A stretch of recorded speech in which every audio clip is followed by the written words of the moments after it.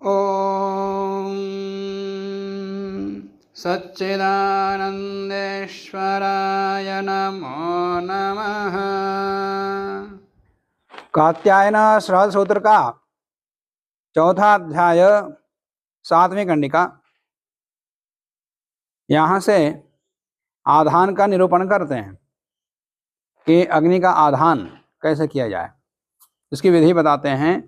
अमावास्यायाम अग्न्याधेयम, अमावस्या के दिन अग्नियाधान करना चाहिए। अमावस्या के दिन अग्नियाधान करेंगे, परिष्टि तो आगे पूर्णिमा से ही करेंगे। यदा आहर एव एषा न पुरस्तान्न पश्चात दृश्येत तद आहाह उपवसेत। जिस दिन यद आहर एव एषा न पुरस्तात् न पश्चात, न पहले न बाद में चंद्रमा दिखाई ना दें, तद आहा एवं उसी दिन उपवास करें, उपवासत करें। इति श्रुत्या, इस प्रकार के श्रुति के कारण से, श्रुति के वचन से, अमायाम उपवास विधानात्, अमा में अमावस्या के दिन उपवास के विधान होने से, अत्रत्यम अमापदम गौण्यावृत्या प्रतिपद विषयम, यहाँ अमापद प्रतिपदा के लिए प्रयोग हुआ है गौण रूप से। अतः अमायाम उपोष्य प्रतिपदी आधानम, अमा के दिन उपवास करके प्रतिपदा के दिन आधान होगा, माने शुक्ल पक्ष प्रतिपदा को आधान, अग्नि का आधान होगा। अग्नि का आधान तो कोई इष्टि, तो फिर आगे पूर्णिमा के दिन होगा। उपवास शब्दश्च यम नियमापेक्षा, माने व्रतों का है उपवास, उपवास ही नहीं है, सारे व्रत इसके अंतर्गत आ जाते हैं। यदा आहारास्याश्व अग्न्याधेयम स्यात् दिवा एव अश्नीयात् इत्येवमादि विधानात्। तो यद आहार एव श्वः अग्न्याधेयम, जिस दिन यहाँ उपवास किया है अगले दिन कल अग्न्याधान होगा, इसलिए उस दिन प्राशन करता है। इस प्रकार विधान किया है शतप्रकार ने। अग्न्याधेयम इति वक्ष्यमाणस्य सकलस्य कर्मणः नाम, अग्न्याधेन, अग्न्याधेय, अग्नि का आधान, ये संपूर्ण क्रिया का नाम है। वो कहाँ से? अमावास्यायाम अग्न्यागारा करणादि ब्रह्मोदनान्तम उपक्रम्य प्रतिपद आधानम कुर्यादि सूत्रार्थ है। माने अमावस्या का दिन अग्नि का आगार बनाना, माने अग्नि घर बनाना, वहां से लेकर के ब्रह्मोदनांत तक ये सारे क्रिया प्रारंभ करके प्रतिपदा के दिन, प्रतिपदा आधान, प्रतिपदा के दिन आधान करना चाहिए, ऐसा सूत्र का अर्थ है। शाखांतरे, दूसरे शाखा में आपस्तंभ सूत्र में पौर्णमास्याम अपि आधान मुक्तम, पूर्णिमा के दिन भी आधान कहा हुआ है। तस्याम क्रियमाणे चतुर्दश्याम वक्रम, यदि पूर्णिमा के दिन आधान करते हैं फिर चतुर्दशी को क्रिया प्रारंभ करनी होगी। पूर्णिमायाम आधान, पूर्णिमा के दिन आधान है। कृतिकादि पक्षे तो तदारेव आधान, कृतिका दिन यदि आधान विधान है तो उसी दिन सारी क्रिया करनी होगी। कृतिका नक्षत्र, कृतिकादि पक्षे तो तद आहर एव आधानम, उसी दिन आधान, जिस दिन उपवास किया, उपवास किया उसी दिन आधान। तत्र एतादृशस्य वचनस्य अभावात्, क्योंकि वहाँ इस प्रकार का वचन का अभाव है कि एक दिन करना फिर अगले दिन आधान करना, इस प्रकार का वचन वहाँ नहीं है। कृतिका रोहिणी मृगशिरः फल्गुनीषु अथवा कृतिकादिषु अग्नि आदधीत, यह कृतिकादि पक्ष में ये है। कृतिका नक्षत्र, रोहिणी नक्षत्र, मृगशिर नक्षत्र, फल्गुनी नक्षत्र, इन नक्षत्रों से युक्त दिन में करना है, ये वाला पक्ष हुआ तो उसके लिए बता दिया था वो। कृतिकादिषु अग्नि आदधीत अमावास्या कालेन सह नक्षत्राणाम विकल्पः, अमावास्या के दिन करना चाहिए ऐसा कहा है, उसका विकल्प ये है, अमावस्या दिन करो या कृतिकादि नक्षत्र युक्त दिन में करो, दिन में करो। अमावास्या कालेन सह नक्षत्राणाम विकल्पः है, न तो अमा नक्षत्र समुचय, ये नहीं है कि अमावस्या हो या उस दिन कृतिका नक्षत्र, मृगशिरा, फल्गुनी आदि इनमें से कोई एक नक्षत्र अवश्य हो, ऐसा कोई समुच्चय नहीं है, बल्कि ये विकल्प है। अथ यो नक्षत्र आधत्ते यथा पिहितायां द्वार्यद्वारा पुरं प्रतिपित्सेत स जिह्मा स्याद एवं तत्। ऐसा शतपथकार ने कहा है। जो नक्षत्र में आधान करता है, इस पर नक्षत्र के लिए अलग है, रमास के दिन आधान करना का उल्लेख अलग है। तो ये दोनों समुच्चय नहीं है, विकल्प है। इसके लिए प्रमाण के रूप में शतपथ का वचन दिया है। इति श्रुतौ अमावास्य विधान, इस प्रकार श्रुति में अमावास्य विधान में नक्षत्र निषेध संस्तव बलात् तयोर विकल्प प्रतीते है। तो नक्षत्र के निषेध का ये स्तुति की गई है। इसे पता लगता है कि दोनों का विकल्प है, समुच्चय नहीं है। हस्तो लाभ कामस्य, माने किसी चीज के लाभ की कामना है तो हस्त नक्षत्र से युक्त दिन में करें आधान। प्रतिग्रह कामस्य ब्राह्मणस्य हस्तः नक्षत्र आधान काल, हस्त नक्षत्र से युक्त दिन नक्षत्र का आधान काल है, आधान का काल है।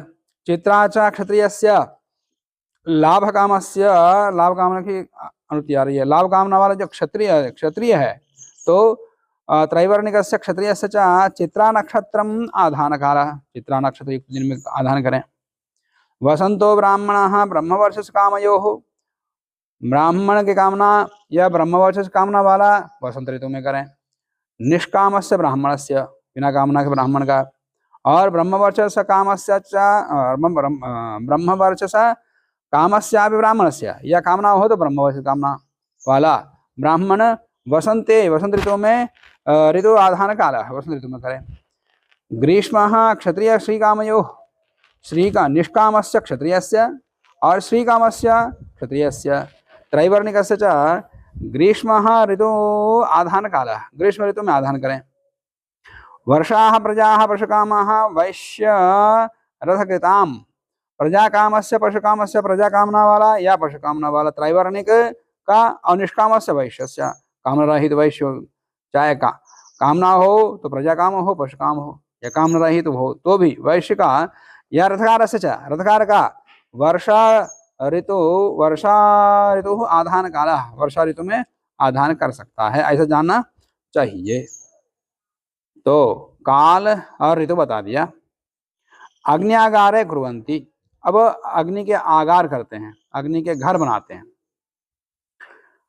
गार्हपत्य गृहम आह्वनीय गृहम च अर्थात परिमाणम उत्पत्ति क्रमेण कुर्वन्ति, उत्पत्ति के क्रम से पहले गार्हपत्य उसके बाद आह्वनीय, इस प्रकार से उत्पत्ति क्रम से इनका परिमाण जैसे उसकी सुविधा है, घर में स्थान है, उसके आधार पर इन आगारों को, घरों को बनाता है।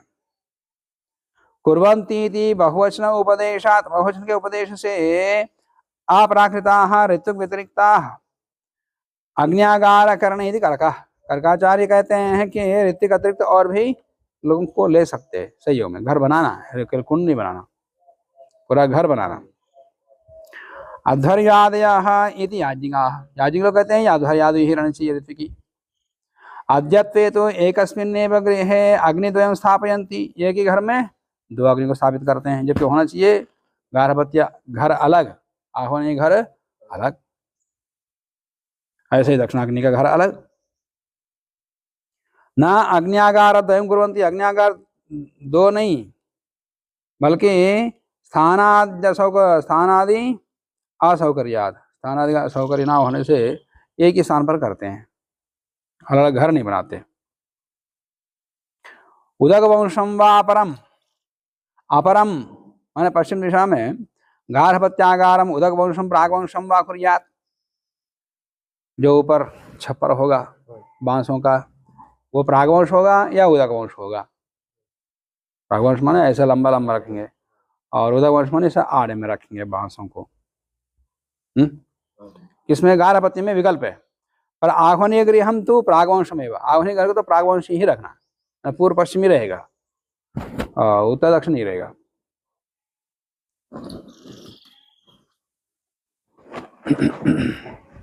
दक्षिण पूर्वे द्वारे उत्पत्ति क्रमेण, उत्पत्ति क्रम से माने जिस प्रकार से आगारों का निर्माण किया आगारों का, और उसी क्रम से उत्पत्ति क्रमेण गार्हपत्यागारस्य दक्षिणे द्वारम कुर्यात्, गार्हपत्यागार में दक्षिण में द्वार करना चाहिए।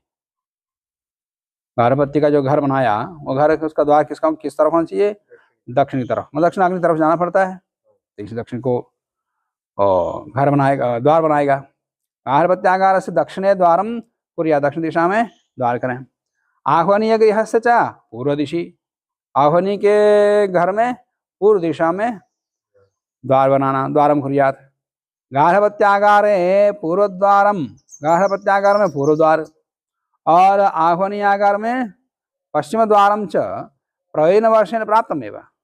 परंतु गार्हपत्य में पूर्व द्वार नहीं बताया और आह्वनी का पश्चिम द्वार नहीं बताया, पर न बताने पर भी सामर्थ्य से प्राप्त हो जाता है, क्योंकि गार्हपत्य में बैठ करके आह्वनी को देखना होता है या जल डालना होता है इत्यादि, तो क्रियाएं हो रही हैं। तो ये इन दोनों के बीच संबंध के लिए गार्हपत्य के पूर्व में आह्वनी के पश्चिम में द्वार अपने आप प्राप्त हो जाता, मैंने कहे ही कोई बताया।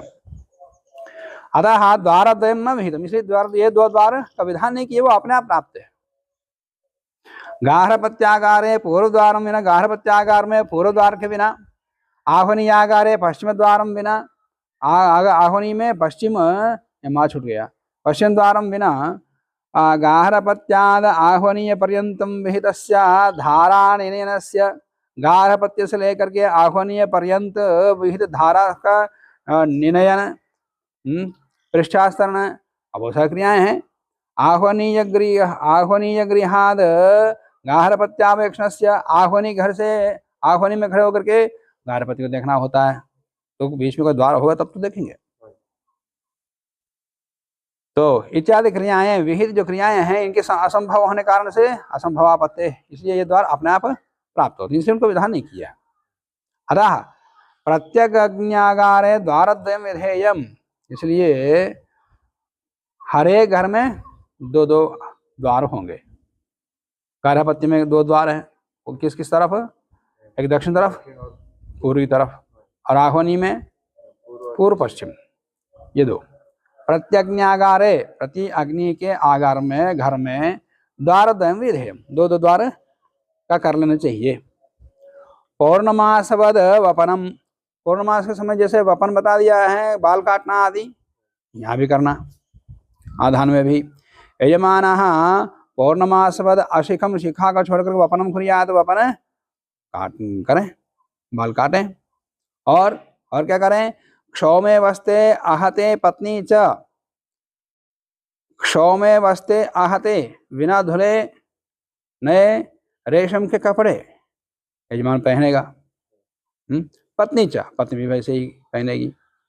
क्षौमे वाससी ईषद्धोते यजमानो वस्ते, या तो आहत होना चाहिए, बिना धुले होना चाहिए, या धुला हो तो कम से कम एक बार धुला होना चाहिए। तो ईषद्धोते यजमान वस्ते परिधत्ते, पत्नी च परिदध्यात्, पत्नी भी इसी प्रकार से नए वस्त्रों को धारण करें, क्षौम वस्त्रों को। संस्थितेऽध्वर्यवे देये, आधान इष्टि के समाप्त होने के बाद उन कपड़ों को अध्वर्य को दे दे। आधाने परिसमाप्ते ते वाससी उभाभ्याम अपि अध्वर्यवे दातव्य, यजमान और यजमान पत्नी दोनों ही अपने कपड़ों को अध्वर्य को दे। कल दक्षिणा के लिए आया था वो, हाँ वो अन्य स्थान पर आया था, तो ये भी। गार्हपत्यागारे निर्मथ्याभ्यादधाति,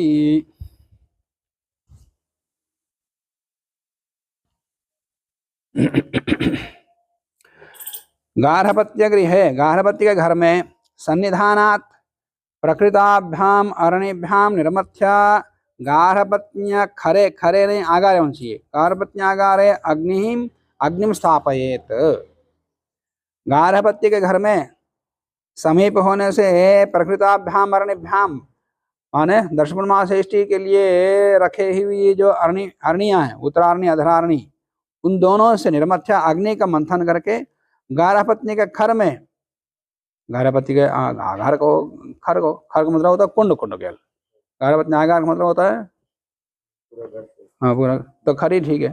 गार्हपत्य खर में अग्नि को स्थापित करें।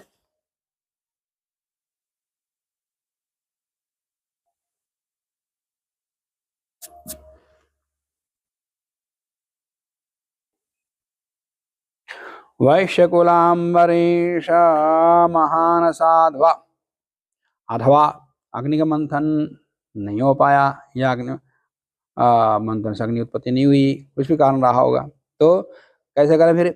वैश्य गृहात, वैश्य के घर से ले आओ अग्नि को। लौकिकम अग्निम आनीय स्थापित, वैश्य के घर से लौकिक अग्नि को ला करके अग्नि को स्थापित करें। अथवा अम्बरीशात, भ्राष्ट्रात, माने जहाँ पर चने आदि भूले जाते उसे भट्टी से लेके आ जाए। अथवा महानसात, लौकिक सत्राद आक्षीणाग्ने इति, माने महानस मतलब चूल्हा, चूल्हे में जो अग्नि बुझी बुझी ना हो तो उस अग्नि को लेके आ जाए। लौकिक सत्र दक्षिणाग्नि, लौकिक सत्राद आक्षीणाग्ने, जो अग्नि क्षीण नहीं हुई है।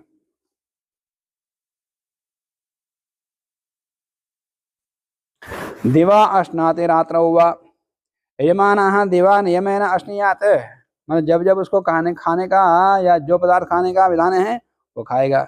रात्रौ अश्नीयात नवा अश्नीयात, रात्रि में खाएं या ना खाएं उसकी इच्छा है, ये विकल्प है। दिन में तो जब भक्षण काल आएगा तो खाना होगा, और रात्रि में खाएं ना खाएं ये विकल्प है। रात्रि अश्न विकल्प। फिर आगे उपास्तमयं देवा पितर पितरो देवा यो अहम अस्मि स संयजे, यस्याहम अस्मि न तमंतर्यामि स्वम्मा इष्टम सम शांतम स्वम सुहुतस्तिति।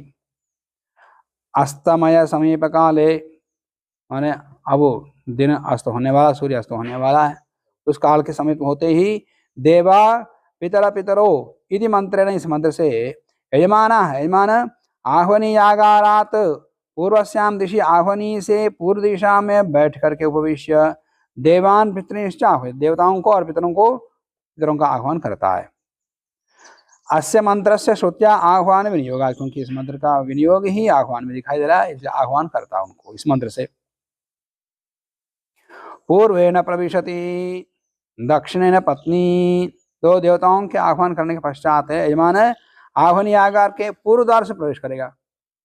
यजमान आह्वनीयागार से पूर्वेण द्वारेण प्रविशेत्, पत्नी तो गार्हपत्यागार से दक्षिण द्वारेण प्रविशेत्, पत्नी गार्हपत्य के दक्षिण दिशा से द्वार से प्रवेश करेगी।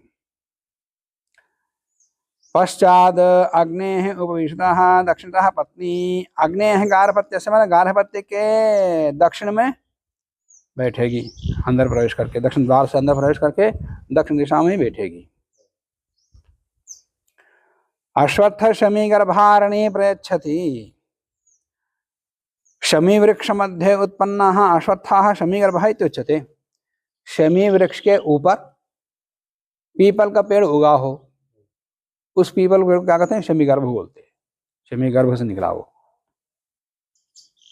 माने अश्वत्थ के बीजों को खा करके कोई पक्षी शमी वृक्ष के ऊपर बैठ करके शौच किया हो, फिर शौच में बीज गिरते, तो उस बीज से फिर अंकुरित फूट करके फिर वहीं से पेड़ आते हैं, एक पेड़ से एक पेड़ के ऊपर दूसरा पेड़ आ जाता है। ये 3 पेड़ ऐसे हैं, गूलर, पीपल, वट, ये पेड़ों के ऊपर आते हैं, भवनों के ऊपर आते हैं, पत्थरों के ऊपर भी आते हैं। तो सूखेगा नहीं पीपल का पेड़? क्यों सूखेगा? ये अश्वत्थ के शमी के पेड़ से ही सब कुछ ले लेगा वो, उसके ऊपर उगेगा तो।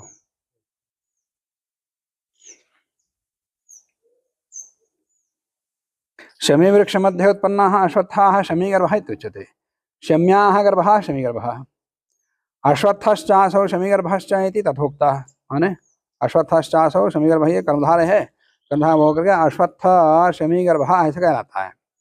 तादृशस्य शमी गर्भस्य अश्वत्थस्य संबंधिन्यो अरणे अध्वर्युः यजमानाय प्रतियच्छेत्, ऐसे अश्वत्थ शमी वृक्ष के ऊपर उत्पन्न जो अश्वत्थ है, पीपल है, वो पीपल की लकड़ी से बने हुई अरणी को अध्वर्यु यजमान को देता है।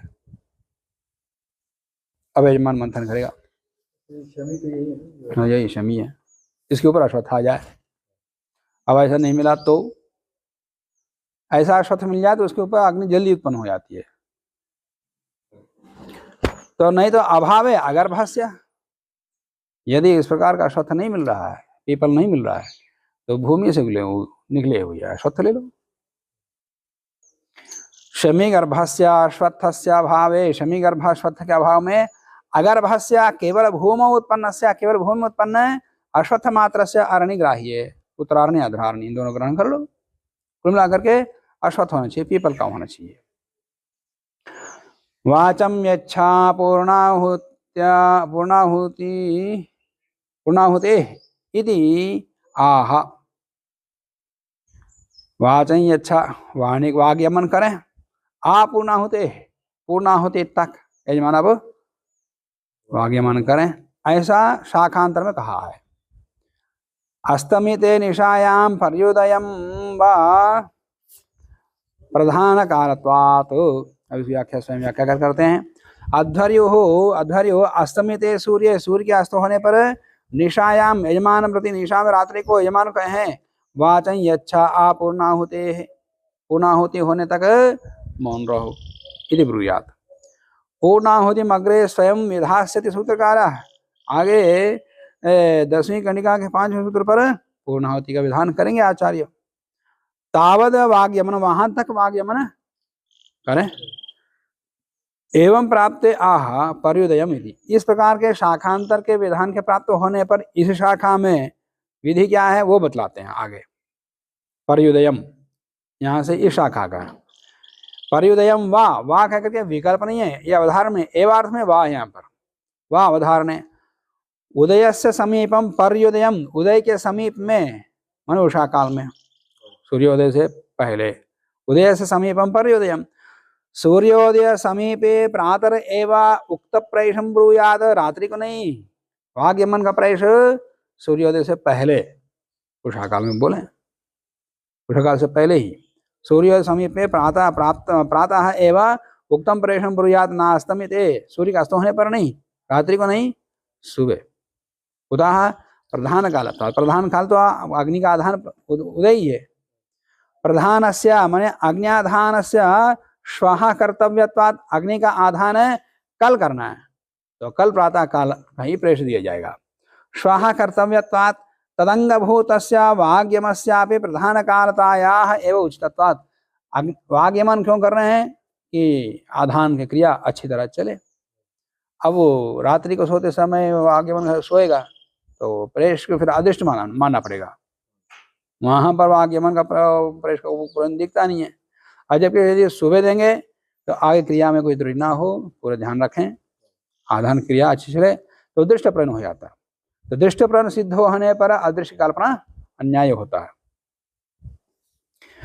यदवाचा हि यजमानेन सुखेन पदार्थाः कर्तुं शक्यन्ते इति वाग्यमस्य दृष्टार्थता, जो वाग्यमन किया है ऐसे यजमान के द्वारा पदार्थ अच्छी तरह कर सकता है, आसानी से कर सकता है, बिना त्रुटित के कर सकता है, इसलिए वाग्यमन दृष्टार्थ है। और रात करने से इधर था, अन्यथा अदृष्टार्थ, रात्रि को प्रेष दोगे फिर अदृष्ट मानना पड़ेगा। इतरे तो रात्रि पर्योदशयो हो कालयो हो विकल्पम एवं इच्छन्ति, कुछ लोग कहते हैं रात्रि को प्रेष या प्रातः काल सूर्योदय से पहले करो, इस प्रकार से विकल्प मानते लोग वाह को। इन्होंने क्या कहा, वाह विकल्प नहीं है, एवार्थक है, प्रातः ही देना। इस 7वीं कंडिका समाप्त हो गई। अगली कंडिका में कहते हैं गार्हपत्यागारे अजम बध्नाति न वा विद्यमानं प्रातरग्निधे दद्यात् अस्तमिते, अस्तमिते सूर्य, सूर्य के अस्त हो जाने पर गार्हपत्यागारे अजम बध्नीयात्, गार्हपत्य के घर में बकरे को बांधे अथवा न बध्नीयात् या न बांधे, उसकी इच्छा है। यदि अस्य निकटे अजः स्यात्, यदि उसके समीप में अजर हो तो तर्हि विद्यमानतम अजम प्रातः आग्निध्राय दद्यात्, फिर वो यदि बांधा है उसको आग्निध्र को दे दें, सुबह रात को बांधेगा तो सुबह आग्निध्र को दे देगा। रोहिते चर्मणि अनडूहे चत्वारि हविष्य पात्राणि मिमीते तं चातुष्प्राश्यं पचति, रक्ते वर्णे अनुडुहे चर्मणि, लाल वर्ण के चर्म पर।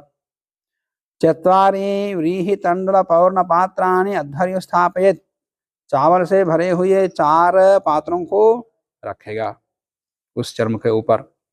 तम चर्मणे निक्षिप्तम तंडुल रूपम हविष्यम, उस चर्म के ऊपर रखे हुए 4 पात्रों के तंडुल को, हविष्य को, ऋतिक चतुष्टय तृप्त क्षमम, 4 ऋतुजों को तृप्त कर सके इतने चावल को, व्रीहि को, गार्हपत्य में एकस्याम स्थाल्याम पचेत, एक थाली में पकाएं। उद्वास्य, अब पक गया, पकने के बाद उतारे उसको उत्तर की दिशा में। उद्वास्य आसेचनम मध्य कृत्वा, बीच में खड्डा करके घी भर दें। सर्पी ही आसिच्य अश्वत्थी ही तिस्रः समिधः घृताक्ताः अदधाति, समिधाग्निमिति प्रतिरिचम। समिधाग्नि वर्षता, इन 3 मंत्रों से 3 अश्वत्थ मान पीपल के 3 समिधाओं को उस घी में डुबो करके आहुति अग्नि का आधान करेगा, समिधान करेगा। अध्वर्यो ओदनम अग्नेः उदग उत्तार्य, अध्वर्यो उस ओदन को पकने के बाद ओदन को क्या करेगा उत्तर दिशा में उतार करके, ओदरस्य मध्य गर्तम घृत्वा, ओदन के बीच में खड्डा करके, तत्र लौकिकम घृतम प्रक्षिप्य, लौकिक घृत को, न कि मंत्र से संस्कृत किया हुआ ध्रुव आदियों में स्वीकृत घृत है वो नहीं, लौकिक अग्नि को लेकर के उस खड्डे में डालेगा। घृतम प्रक्षिप्य तेना गर्भक्षिप्त घृतेना, उस गर्भ में स्थित घृत से अक्ता अश्वत्थी ही तिस्रः समिधा होना चाहिए, तिस्ता है।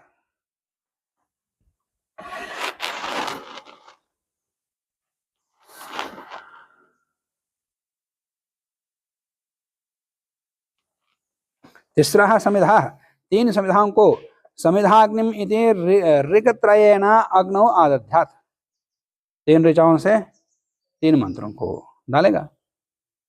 तो ये जो अभी कहा था जो ओदन पकाएंगे ये अग्नि आधान की लक्षण है। समिधाग्नि मंत्र यजुर्वेद के 3 अध्याय के पहला मंत्र है, पहले के 3 मंत्र है। समिधाग्निन्दुवसत घृतैर्बोधयतातिथिम आस्मिन् हव्य जुहोतना, 1 मंत्र है। सुसमिद्धाय शोचसे घृतम तीव्रं जुहोतना अग्नय जातवेद से 2रा मंत्र है। तंत्वा समिद्भिरंगिरो घृतेन वर्धयामासे बृहच्छोचा यविष्य, 3रा मंत्र। इन 3 मंत्रों से 3 समिधाओं को डालेगा, ठीक है। अब उसके बाद उपत्वा इति जपति, 4था मंत्र है उपत्वाग्ने हविष्मते घृताचीर यंतो हरियत जोशस्व समिधो मम, ये 4था मंत्र है। इसको जप करेगा, इससे समिधान नहीं करेगा, मैं जप का मंत्र तो रहेगा एक, 3 मंत्रों से 3 समिधा डाल दिया, फिर अंत में जप किया उपत्वाग्नि इस मंत्र से। अब उसके बाद द्वितीयाम वा धर्यु, उपत्वाके इति जपति, जप कर लिया। विकल्प में बता रहे हैं दूसरे मंत्र को जप कर सकता है, हाँ सुसमिद्धाय, इस मंत्र को जप करेगा। अथवा न उपत्वा यदि जपेत, उपत्वा का जप न करें किंतु सुसमिद्धाय यदि द्वितीयाम एवं ऋचम ऋचा का जप करें। इसका मतलब क्या हुआ, प्रथम तृतीय चतुर्थ मंत्र ही क्रियमाणम, चतुर्थ मंत्र उपत्वाग्ने से भी समिधा देगा, 3 मंत्रों से 3 देनी है। तो 4 में से दूसरे मंत्र को जप किया तो चौथे मंत्र से 3री समिधा लानी पड़ेगी। इसलिए प्रथम तृतीय चतुर्थ मंत्र ही क्रियमाण समिधाधानांतम जपेत, 3 मंत्रों से पहले, तीसरे, चौथे मंत्र से 3 समिधा डाल करके फिर दूसरे मंत्र को अंत में जप करना, बीच में नहीं, ठीक है। अध्वर्य ग्रहणम पाठक्रम विदासार्थम, अध्वर्य ग्रहण इसलिए है कि अभी तक आधान यजमान कर रहा था, तो अध्वर्यो जप करेगा। अतश्च मध्य जपो न कार्य, इसलिए बीच में जप नहीं करना, तीन संविधाओं को डालने के बाद अंत में जप करना चाहिए। अभी तो संविधानान्ते चाहे उपत्वाग्ने को जप करो या सुसमिधाय शोचिषेक मंत्र का जप करो, किसी का भी करो। तो उपत्वाग्ने बोलेंगे तो अंत में आ रहा चौथा मंत्र, तो अंत में करेगा। दूसरे मंत्र जप करेगा तो भी उसको अंत में ही जप करेगा, ठीक है। अब स्वामी जी ने क्या लिखा है, एक आए थे नया मंत्र लेके आए, तो वो पहला मंत्र हो गया। फिर यहाँ के पहले मंत्र दूसरे मंत्र से एक समझा बोल दिया, तो इसमें पहले मंत्र से संविधान मंत्र है और दूसरा जप वाला हो गया।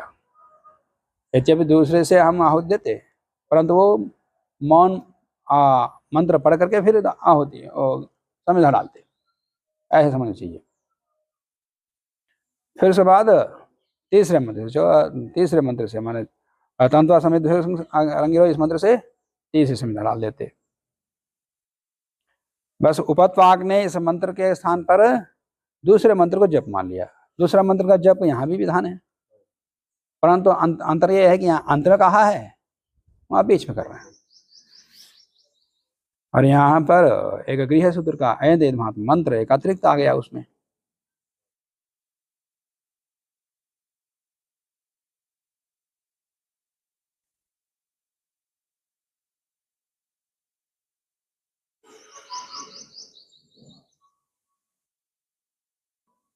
चत्वारः ऋत्विजाः प्राश्नन्ति तम ओदनम। अब संविधान करने के बाद जिस ओदन में खड्डे कर घी भर लिया था, उस घी का अंजन करके संविधान को आधान कर लिया, अग्नि का आधान हो गया। अब हो गया आधान इष्टि हो गई, फिर आधान का हो गया तो फिर प्राशन करेंगे ओदन का। राधास्ते ब्रह्मोदन इत्याह प्राशनानंतरम राधास्ते ब्रह्मोदन इति प्रेषम अध्वर्यो यजमानं प्रति भूयात्। राधास्ते ब्रह्मोदन, इस प्रेष को अध्वर्यो यजमान को बोलेगा।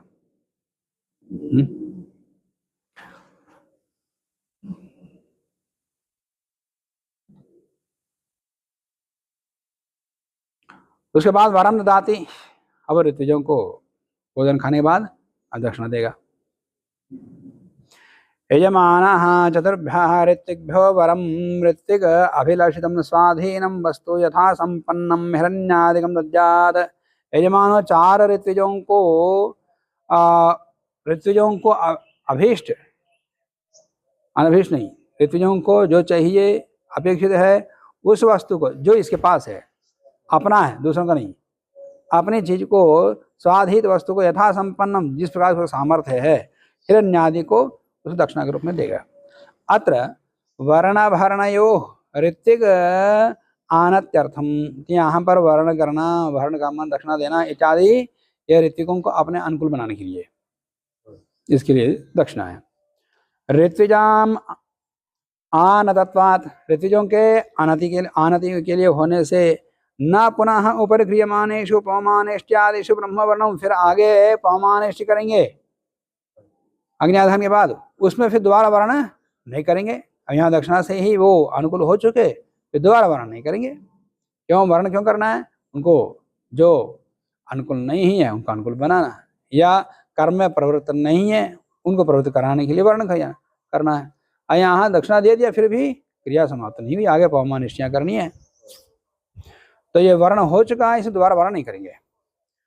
चादुष्प्राश्य अभावेपि, ये चार ऋतुजों का प्राशन का अभाव होने पर भी अध्वर्यादीनाम इव, अध्वर्यादि के समान ब्रह्मणः अपि कर्मणे प्रवर्तित्वा, ब्रह्म अध्वर्य आदि के समान ब्रह्मा भी प्रवृत्त चारों में प्रवृत्त होने से न वर्ण, उसका भी वर्ण नहीं होगा पवमानिष्टि आदियों में। वर्ण से ही अप्रवृत्त प्रवृत्ति जनकत्वात्, जो प्रवृत्त नहीं है उसको प्रवृत्त कराने के लिए ही वर्ण होता है, तो वर्ण यहाँ हो चारों को हो चुका है, दोबारा वर्ण करने की आवश्यकता नहीं है।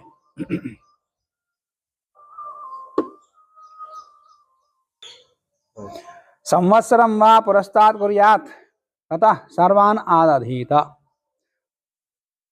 तो पूर्व में उपवास किया, अगले दिन फिर आधान कर दिया, आधान हो गया, प्राशन भी हो गया, दक्षिणा भी देना हो गया। एक क्रिया हो गई, एक पक्ष हो गया। दूसरा यह है कि संवत्सर भर भी कर सकता है अग्नि का आधान। ये यही बता रहे हैं।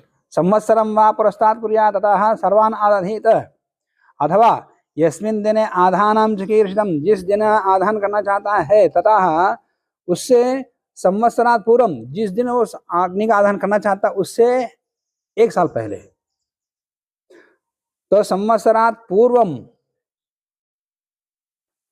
आमायाम अग्न्यागार करणादि वरदानांतम कुर्यात्, माने अग्नि का परिमाप करना, अग्नि का आधार, घरों का परिमाप करना, वहां से लेकर के वरदान तक सारी क्रियाओं को प्रतिदिन करना, सारी क्रियाओं को संवत्सर भर करना। वरदानांतम कुर्यात्। अस्मिन् पक्षे भी, इस पक्ष में भी आसन नियम, इसमें भी भक्षण का नियम है। आधान पूर्व दिवसे अजबंधनम, आधान से पूर्व दिन में अज का बंधन में संवत्सर भर किया है, अब अगले दिन संवत्सर भर करते करते अंतिम दिन आ गया, उसे अगले दिन आधान करना है, तो उससे 1 दिन पहले बकरे को बांधो, बकरे को। आधान किया नहीं तो अशन कैसे हो जाएगा? अशन बोलो क्या अग्नि में अश्विन पक्ष भी अशन नियम, इस पक्ष में भी अशन का नियम है, भक्षण का नियम। एक आधान पूर्व दिन अधिक बंधन, अजागरण, वागबंधश्च मन वाग यमन इति एते चत्वारः पदार्थाः तस्य एव संवत्सरस्य अंतिमे अहन, ये 4 पदार्थ अंतिम दिन में होगा। जिस अगले दिन में आधान होगा उससे पूर्व दिन, संवत्सर के अंतिम दिन में होगा। संवत्सर से अंतिमे अहनि अर्थात आधानात् पूर्वम दिवसे अमायाम कर्तव्य, वो अंतिम दिन अमावस्या होनी चाहिए। कुतः आधान पूर्व दिने एव एतेषां कर्तव्यत्वेन श्रुतो विधानात्, ये 4 क्रियाएं, 4 पदार्थ आधान से पूर्व दिन करने के विधान है, न कि संवत्सर भर कर करना। ततः सर्वान् आदधीत, एवं विधा संवत्सरा समिदाधाना संस्कृताद् एव अग्नेः सकाशात्, इस प्रकार समिदाओं का आधान संवत्सर भर करते हुए जिस अग्नि को स्थापित रखा, प्रज्वलित रखा है, उस अग्नि को लेकर के ही आधान करेगा अगले दिन। एवं विधा संवत्सर समिदाधान, संवत्सर भर समिधाओं का आधान करने से जो संस्कृत हुई अग्नि है, उस संस्कृत अग्नि से सकाशात अग्नेः सकाशात गार्हपत्यादयः 3, गार्हपत्य, आह्वनीय, दक्षिणाग्नि और सभ्याग्नि, सभ्यश्च इति 4 अग्निन आदधित, 4 अग्नियों का आधान करेगा। यदि आवसत्याग्नि का आधान करता है तो आवसत्य का भी, वैसे आवसत्य तो पहले से ही उसका विद्यमान रहता है, और आधान तो अभी नया, ये 4 का ही है। न तो मंथनादेन अग्नि उत्पाद्य आधानम, अब यहाँ मंथनादि से अग्नि का आधान है, संवत्सर भर घृताक्त समिधाओं का आधान करता हुआ जिस अग्नि को प्रज्वलित रखा है, उसी अग्नि का आधान करेगा।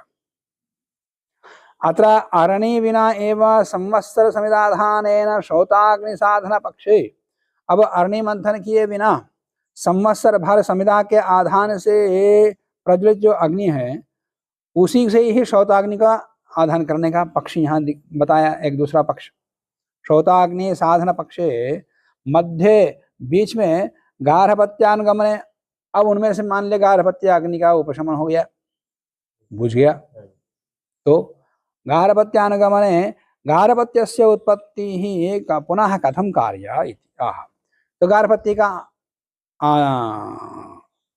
की उत्पत्ति कैसे हो फिर दोबारा, तो उसके विषय में बताते हैं। गार्हपत्य अनुगते, गार्हपत्य के अनुगत होने पर, उपशांत होने पर, ग्रामाग्नि आहृत्य, गांव के अग्नि को ला करके, चादुष्प्राश्यम पक्त्वा, उस अग्नि में 4 ऋतुजों के लिए पर्याप्त ओदन को पका करके विहरित, उस अग्नि का आधान करें दक्षिणाग्नि में, गार्हपत्य में। विहरणोपदेशात् अग्निहोत्र काले गार्हपत्यानुगमने विहरण के उपदेश अग्निहोत्र काल में गार्हपत्य का अनुगमन होने पर, उपशमन होने पर लौकिकम अग्निम आहृत्य, कोई सी एक लौकिक अग्नि ला करके, तथा चातुष्प्राश्यम पक्त्वा, 4 ऋतुओं के लिए पर्याप्त उपयुक्त चावल को बना करके पका करके, चतुर्भ्या ब्राह्मणेभ्य दत्वा, 4 ब्राह्मणों को दे करके खिला करके, तम एवा अग्निम अग्निहोत्र होमार्थम विघृत्य, अग्निहोत्र होम के लिए रख करके, अग्निहोत्र होमम कुर्यात्, अग्निहोत्र होम उसी अग्नि में करें, गार्हपत्य में स्थापित करके अग्निहोत्र करें। चातुष्प्राश्यम इति गुणमात्र विधानेन, चातुष्प्राश्य मात्र का ही गुण का ही विधान है, यहाँ पर अन्य गुण का विधान नहीं है। चातुष्प्राश्यम इति गुणमात्र विधानेन धर्मानपेक्षणात् तंडुलमानादि वरदानांत, तंडुलमान से लेकर के वरदानांत तक धर्मा अत्र न कार्या, यहाँ सारे कार्य प्राप्त नहीं होंगे। केवल पाकमात्र विधेय, बस लोग अग्नि में पाकमात्र ही विधान करना है, सारी क्रियाएं नहीं करनी है। रात्रिम जागरण धारणे, अस्याम रात्रौ सपत्नी केन यजमानेन जागरणं कर्तव्यम अग्ने धारणं च कार्यम। इस रात्रि में, संवत्सर के अंतिम रात्रि है, उस रात्रि में पत्नी सहित यजमान के द्वारा यजमान जागरणं कर्तव्य, जागरण करें। अग्नि है धारण से करें, अग्नि का धारण भी करें, अग्नि बुझने ना दें, मैंने संविधान को डालते हैं, प्रज्वलित रखें। अग्नि धारणे कर्ण नियमम आह, अग्नि को धारण करने के लिए नियम बताते हैं। शकलैर्वा माने अग्नि है धारणम काष्ठ शकल ही, काष्ठ के छोटे छोटे पतले पतले इन शकलों से, या गोमय पिंडैर्वा कर्तव्यम, ये गोमय के गोबर का कंडों के उपलों के चूरे से टुकड़ों से उसको प्रज्वलित रखें। वचनम विनापि अनयोः प्राप्ति संभवात, अब अग्नि को प्रज्वलित रखने के लिए बोला, अग्नि प्रज्वलित रखना है तो कुछ समिधा डालो या तो कंडे डालो, ये तो अपने आप प्राप्त है, बिना कहे ही, और फिर भी कह रहे हैं। तो अनयोः प्राप्ति संभवाद अन्यतर नियमा सूत्रम, इनमें से दोनों में से कोई एक करना, माने या काष्ठों से ही करना है तो काष्ठों से करेगा, या उपलों से करना है तो उपलों से करेगा। ततश्च न शकल समुचित ही, मैं ये नहीं है कि दोनों प्रयोग करना, लकड़ी प्रयोग करो कंडे प्रयोग करो, ऐसा नहीं, दोनों में कोई एक, इसके लिए सूत्र है। ततश्च न शकल समुचित ही गोमय पिंडै ही धारणमिति भाव है। और उसके बाद उषसी आधान का उपक्रम, माने अगले दिन अब आधान क्रम चलेगा। इस क्रिया का हम कल देखेंगे। आज के प्रश्न में समाप्त करते हैं। ओम